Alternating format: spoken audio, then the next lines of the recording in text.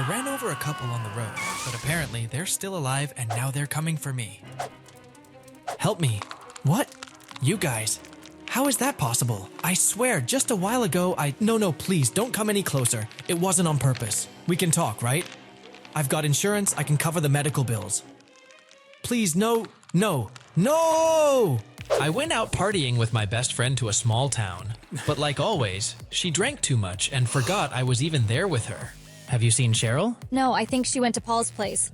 Really? Now what? I wasn't too happy about being the designated driver as usual, but I'm glad I didn't drink that night because there was a crazy thunderstorm outside. You're so messed up, Cheryl. I have no clue where you went, but if you just wanted to drag me along as a third wheel, you should have said that from the start. I gotta hang up. I'll see you tomorrow. I tried to open the window to wipe it down with an old hoodie because my wipers didn't work. I don't remember the last time I changed them. Luckily, it was already late, like 3 a.m., and there was no one on the road. Or at least that's what I thought. Hey, Vivian, have you seen Edward? Yeah, he just left. He was looking for you. For real? Damn, Eddie. I told him not to leave me alone. Now it's your fault. You're coming with me to find him. The storm wasn't letting up. Definitely we chose the worst day to be out on the road. Even though I could barely see anything, it was getting so late, and I had to work early the next day. So I sped up. As I turned the corner, the darkest part of the road appeared. It was surrounded by tall pines, and you could barely see anything, except for her. What kind of joke is this? Just like the mannequin from before, this one was staring straight into my eyes.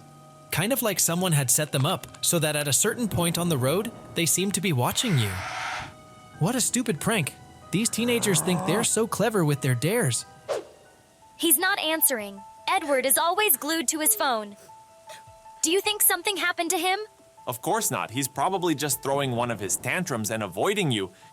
He'd never do that. Well, you two seem pretty close, don't you? I don't know if it was because I was tired, the time, or the rain. But when I passed by the mannequin girl, I rolled down the window. And I swear, it almost felt like she winked at me. But I just kept driving without thinking too much about it. At that moment, I started doubting my theory about those prankster kids. To see if I was imagining things, I slowed down in case I saw another mannequin. But then I realized something worse. My brakes weren't working. Panicking, I looked for an emergency ramp as fast as I could. But then I saw an ad. The ramp was 5 kilometers away, and I was already losing control of the car. But when I finally got to the ramp, something was blocking it. It was the same mannequins, but now they were together. Not only was it super creepy that they looked exactly like the ones I saw earlier, but now they were sitting like people. What kind of stupid prank is this? And on top of all, these damn wipers that won't work. I need to call Cheryl for help now.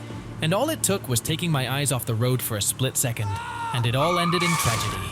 The impact sounded hollow, and I remember feeling like the mannequin's limbs flew off in the crash. It all happened so fast. I had fallen into a ditch, and even though nothing serious happened to me, my whole body hurt, and it took me like an hour to climb out and look for help. I walked back up and found the crash site. There was blood, but no people. How could that be possible?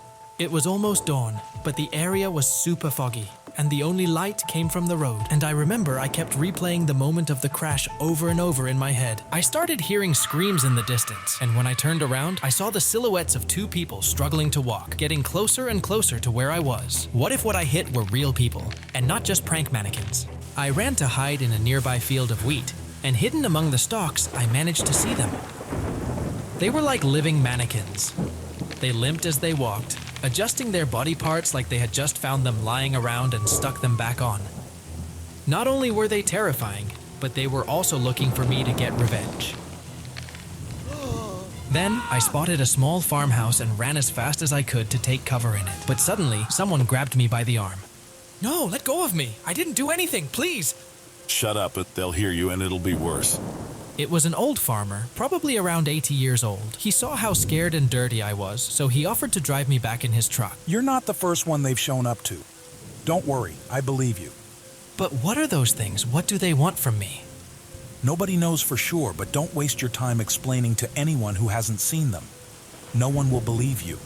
Mr. Jenkins told me that the mannequins started appearing around after a big fire broke out at the town's textile factory. Hundreds of workers were trapped inside and died, and ever since then, the mannequins from the factory roam the highways. The next morning, I woke up sore. I needed to call Cheryl, tell her what happened, and ask her to come with me to the doctor. Cheryl, How am I supposed to pass you to Cheryl? Is this some kind of joke, Edward? I don't understand, ma'am. Did something happen? Yes, something did happen, and it's your fault for leaving her alone. Some maniac ran over her and her friend. Cheryl's gone, Edward. She's never coming back. She's never coming back. She's never coming back. She's never coming back. Ignoring Mr. Jenkins's advice and blinded by the pain of losing Cheryl, my best friend, I tried explaining what happened that night to the authorities. They found my car abandoned, but since Cheryl's mom didn't press charges, my family brought me here. Ever since then, I tell everyone the same thing, and even though no one believes me, I know what I saw. They weren't human. They weren't human. I'm sure they weren't human.